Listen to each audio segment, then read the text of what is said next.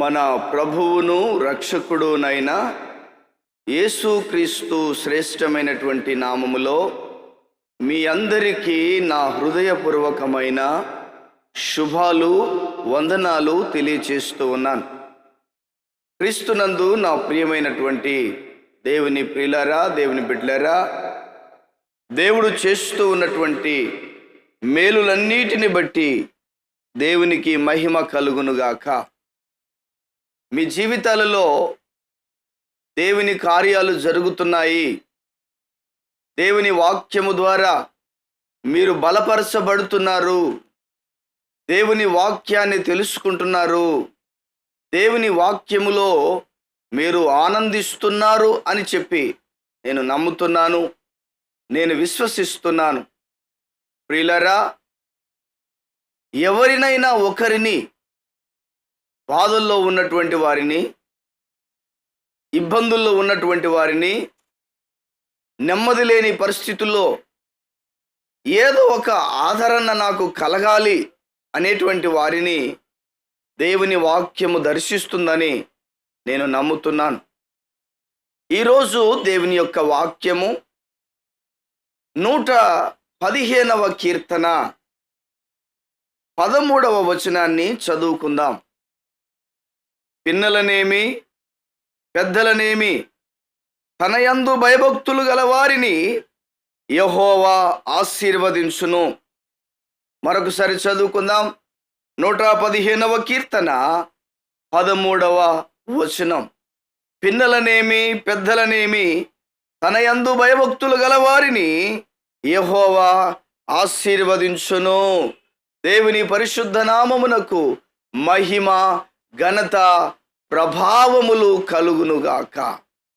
నా ప్రియమైనటువంటి దేవుని ప్రియులారా, దేవుని బిడ్డలారా, ఈరోజు అనేకుల జీవితాలను చూస్తే దేవుని ఆశీర్వాదము కొరకు ఎంతోమంది ప్రాకులాడుతూ ఉన్నారు, ఎంతోమంది వెతుకుతా ఉన్నారు, ఎంతోమంది యజ్ఞాలు, యాగాలు, రకరకాల ప్రయత్నాలు చేస్తూ ఉన్నారు. కానీ ఆశీర్వాదాన్ని పొందలేకపోతున్నారు. పరిశుద్ధ గ్రంథమైన బైబిల్ సెలవిస్తున్న మాట ఏమిటంటే, వారు పిల్లలే కావచ్చు, పెద్దలే కావచ్చు, దేవుని యందు భయభక్తులు గల వారిని, తన యందు భయభక్తులు గల వారిని ఆయన ఆశీర్వదించగల సమర్థుడని, ఆశీర్వదించడానికి ఇష్టపడుతున్న దేవుడని దేవుని వాక్యం మనకు తెలియజేస్తూ ఉంది. ప్రియులారా, ఆశీర్వాదం పొందడానికి వారు పిల్లలే కావచ్చు, పెద్దలే కావచ్చు.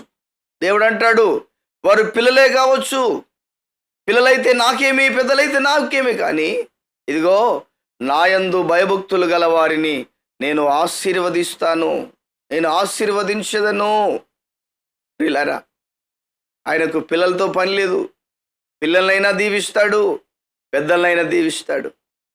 ఆయనకు కావలసింది ఆయన యందు భయభక్తులు కలిగిన జీవితాన్ని ఆయన కోరుకుంటున్నాడు. ఈరోజు ఆశీర్వాదం కొరకు తహతహలాడుతూ ఉన్నారు. ఈరోజు దీవెన కొరకు తహతహలాడుతూ ఉన్నారు. ఈరోజు ఆశీర్వాదం కావాలని అర్రులు చాచుతున్నారు. కానీ భయభక్తులు కలిగిన జీవితం ఉన్నదా, నాలో లేదా అనేటువంటి ప్రశ్నను వేసుకోలేకపోతున్నారు. దేవునికి ఇష్టమైన జీవితం నాలో ఉన్నదా లేదా అనేటువంటి ప్రశ్న వారిలోనికి రాలేకపోతుంది. ఒకవేళ వచ్చినా కూడా దాన్ని త్రోసిపుస్తారు.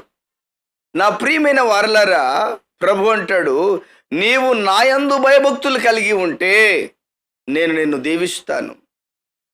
ఎస్ ప్రియులారా, చూడండి, భయభక్తులు కలిగిన జీవితము దేవుని వాక్యం ఏమని చెప్తుంది అంటే, చెడుతనమును విసర్జించుటయే అని బైబిల్ వాక్యం చెప్తా ఉంది. ప్రియులారా, ఇలా రెండు మనకు కనపడుతున్నాయి, భయము, భక్తి. భయము, భక్తి. దేవుని ప్రియులారా, గమనించండి. భయము అంటే భయానికి ముందు భక్తి ఉంది, భక్తికి ముందు భయం ఉంది, భయం తర్వాత భక్తి ఉంది. దేవునికి మహిమ కలుగును గాక. ఒక విషయం, చిన్న విషయాన్ని చెప్తాను నేను. భయానికి భక్తికి ఉన్న ఆ వ్యత్యాసము కానీ అర్థము కానీ ఏమిటంటే, ఉదాహరణకి మనము దేవుని మందిరములోనికి వెళ్ళేటప్పుడు చెప్పులతో వెళ్తామా? వెళ్ళం కదా. చెప్పులను మందిరము బయట వదిలిపెడతాము. అది భయానికి సంబంధించిన విషయము. దాన్ని భయము అంటారు. భక్తి ఏమిటయ్యా అని చూస్తే, మీరు మందిరానికి పోయి దేవుని ఆరాధిస్తారు చూసారా? మీరు మందిరం లోపలికి వెళ్ళి దేవుని మహిమపరుస్తారు చూసారా? మీరు మందిరం లోపలికి వెళ్ళి పాటలు పాడతారు చూసారా? మీరు మందిరం లోపలికి వెళ్ళి ఆరాధన చేస్తారే, ప్రార్థన చేస్తారే, దేవునికి స్తుతులు అర్పిస్తారే, అది భక్తి. దేవునికి మహిమ కలుగును గాక. భయము అనేటువంటిది తప్పు చేయకుండా జాగ్రత్త పడుతూ ఉండేది. తప్పు చేయకుండా ఉండేటువంటిది భయము. ఇదిగో, భక్తి అనేటువంటిది దేవుణ్ణి ఆరాధించడమే కావచ్చు, ఆయన వాక్యాన్ని చదవడమే కావచ్చు. ఇదిగో, చదివిన వాక్యాన్ని, విన్న వాక్యాన్ని భయముతో అంగీకరించి భయభక్తులు కలిగిన జీవితంతో నా ప్రియమైన దేవుని బిడ్డలారా అనుసరించి జీవించడమే భయభక్తులు కలిగిన జీవితము. పెద్ద బండలు మోసేది కాదు, లేకపోతే ఏదో చేసేది కాదు నా ప్రియమైన వారలారా. భయం అనేటువంటిది తప్పు చేయకుండా ఉండడం. భక్తి అనేటువంటిది దేవుని ప్రేమించడం, దేవుని ఆరాధించడం, దేవుని మహిమపరచడం, దేవునికి ఇష్టానుసారంగా జీవించడం, దేవుని వాక్యానుసారంగా జీవించడం, దేవుని ఘనపరచడం, దేవుని మహిమపరచడం, అది భక్తి. ఈ రెండు ఎవరిలోనైతే ఉంటాయో వారిని ఆశీర్వదిస్తాను అంటాడు ప్రభు. చాలామందిలో భయం ఉంటుంది, భక్తి ఉండదు. భక్తి ఉంటుంది, భయం ఉండదు. కానీ వాక్యం ఏం చెప్తుంది అంటే, ఈ రెండు ఉండాలి. ఈ రెండు ఉండాలి. ఈ రెండు ఉంటేనే నీవు ఆశీర్వాదానికి పొందడానికి వీలు కలుగుతుంది. నీవు ఆశీర్వదించబడడానికి వీలు కలుగుతుంది. నీవు దీవించబడడానికి వీలు కలుగుతుంది. ప్రియమైన నా దేవుని బిడ్డలారా, కనుక ప్రియులరా, ప్రభు అంటాడు, పిన్నలనేమి పెద్దలనేమి తన యందు భయభక్తులు గల వారిని యెహోవా ఆశీర్వదించును. ఆయన మాట ఇచ్చి తప్పేవాడు కాదు. ఆయన మాట మాట్లాడి తప్పించుకునేవాడు కాదు. నీవు కరెక్ట్గా నిలబడితే నీ ఎడల నా ఎడల ఆయన కరెక్ట్గా ఉంటాడు.